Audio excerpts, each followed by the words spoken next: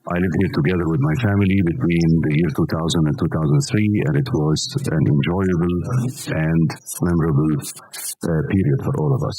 So I'm very glad, and always, of course, I came many times thereafter, but it's always great to be back in Istanbul. This time I'm visiting Istanbul not as a visitor or a person enjoying the attractions of Istanbul, but as a minister in charge of tourism and antiquities, and also a minister who is ambitious enough to develop the relations between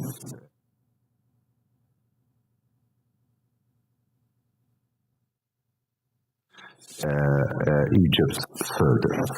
Today, on the political level and on the bilateral relations level, we're enjoying the peak of our cooperation because the two presidents exchanged visits, which has boosted the relation between the two countries. Cooperation is going on in many fields, including tourism and antiquities. Yesterday, I was honored to meet the Minister of Tourism and Culture of Turkey in Ankara. The Turkish government has kindly presented us some artifacts that has been confiscated from a smuggler, and we thank them very much, and I thank the Turkish government again for walking the talk and handing these artifacts back to the Egyptian government.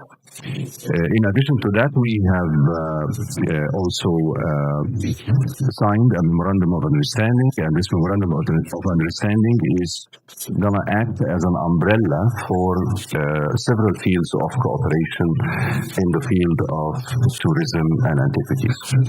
I really look forward to develop this relation further. This year we have enjoyed an increase in the number of tourists coming from Turkey. 40% increase. The number is not high enough, but I'm confident. I can smell it, I can see it. The numbers will double during the coming years.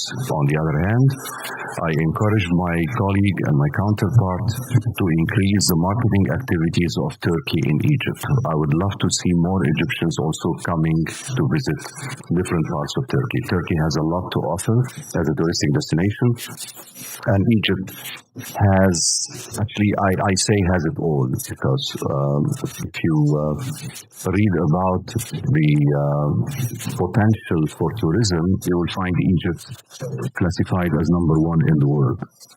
The potential we have and the diversity we have in terms of potential is unmatchable. That's why in the future, our future campaigns are going to be diversity. We're going to present to the world what Egypt can offer in terms of different products for tourists. We have deserts with all types of deserts that are suitable for eco and also adventure tours. We have valleys, we have archaeology from all times, and we have, of course, as you know, Luxor Aswan with what it offers. We have the Grand Museum. We have other museums, more than 73 around the country. 41 museums, sorry, I have to be corrected by the specialists. And in addition to that, we have also sites that are not put forward as an option for tourists to visit, because we have too many sites that are spread all over the country, and we cannot, unfortunately, offer it all to tourists because they are not fit, or they don't fit in the itinerary of the tourists. So, unmatchable diversity.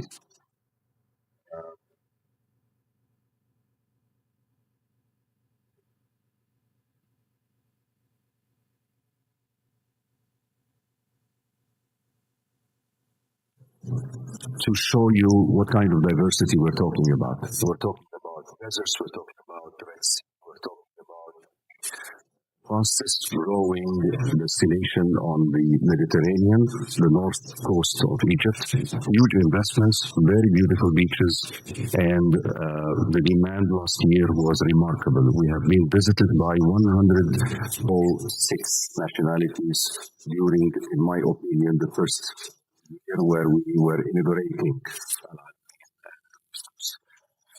The demand is almost triple in terms of number of flights and also in terms of number of tourists expected to visit the North Coast part.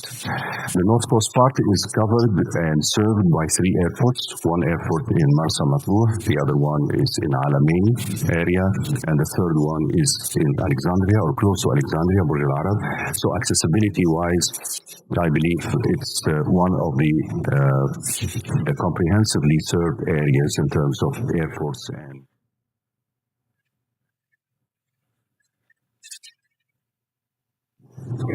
we have, of course, as you know, the pyramids. We have St. Catherine, and we're going to talk about it very soon. We have many places that qualify us to aim for the number one in terms of tourism or touristic product library.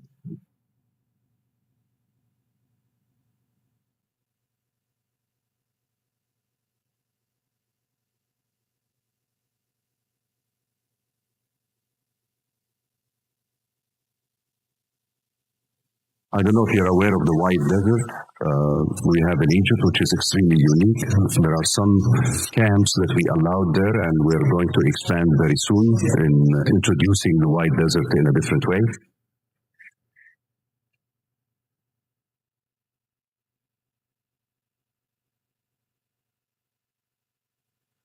Unmatched diversity is the name of our description. And we're going to prove it by introducing types of products that are new or revamped or developed in a different way in the future. This year we have done well despite the geopolitical situation around us.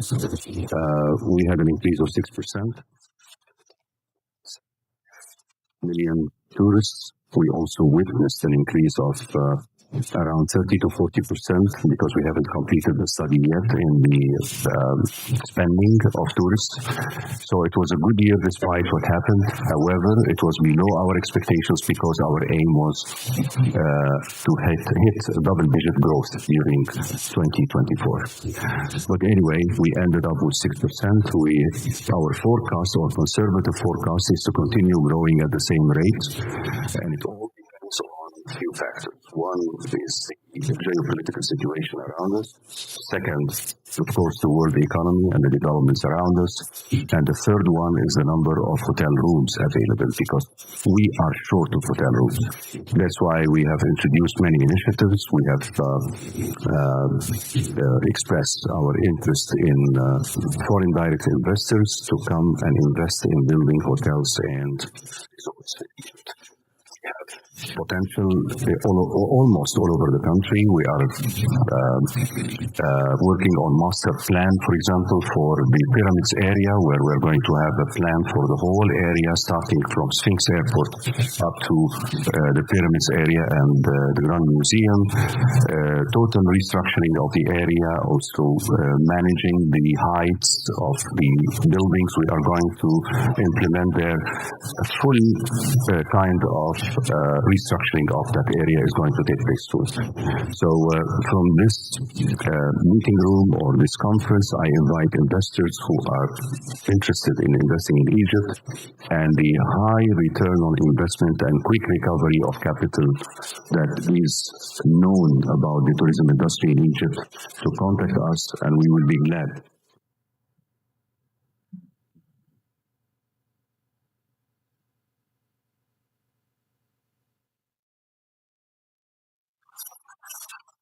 As you see here, the number of tourists or the tourists we receive are mainly From Europe is number one partner for us. This year we witnessed an increase from Saudi Arabia that Saudi Arabia has become, I think, number 2 or number 3 in terms of number of tourists to Egypt, and the Gulf region, of course. But in general, European tourism is the main flow.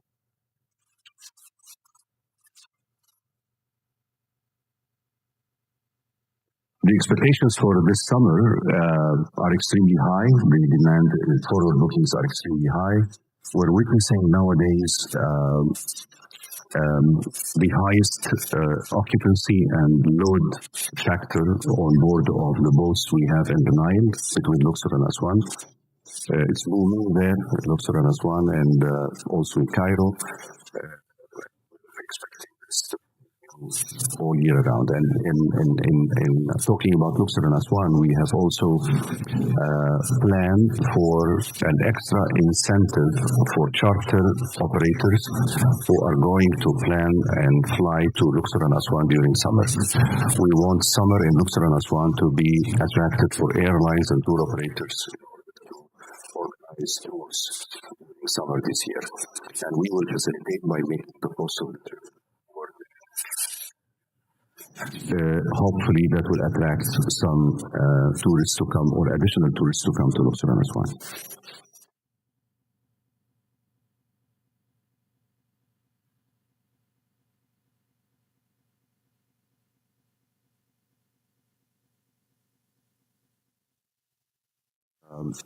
You have read about it, but what we have in terms of Islamic and Christian and also Jewish touristic attractions in Cairo and around the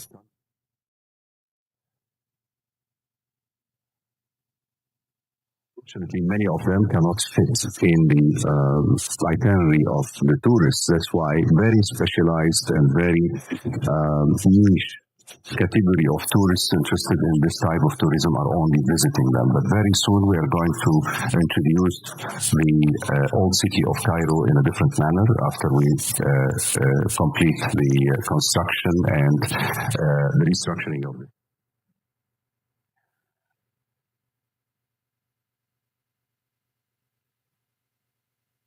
The pyramids area, I don't know if you have visited the pyramids. I'm sure many of you have visited. We are changing the customer experience there. We're controlling a little bit the movement of camels and horses and carts and these kind of stuff. We are going to operate from a recreation area, and then we will have a special road for them in order to use to show customers the attractions at the pyramids and return back either by electric bus or by the camel or the horse back to the recreation area. The customer experience will be different there. I know that we had some issues with the customer experience in this area. It needed more control, and we're pretty sure that before mid-2025 we are going to have a different customer experience for those tourists visiting the pyramids area.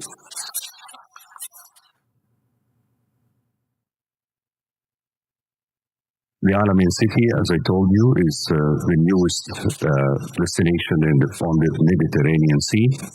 Alamein is famous for its beaches. Beaches are beautiful, and I can describe it to you, but the best way is to come and see. And there we have Al Alamein city, which is like the capital of the region there. It's a city that has been developed during the last few years and evolving every day. And the plan is to make it a full year-round city for people to live, function, work.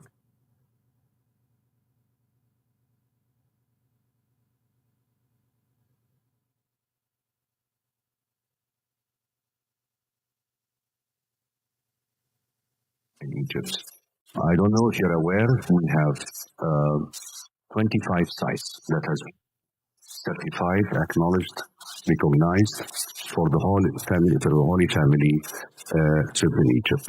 They traveled 3,500 kilometers in Egypt, and we have so far been able to certify or verify 25 sites they stopped at. Many of them, in terms of finished in terms of restoration and preparing the archaeological site for visits. However, also many of them are not yet ready to receive tourists in big numbers. So we're working on the first 5, and we're going to introduce them very soon.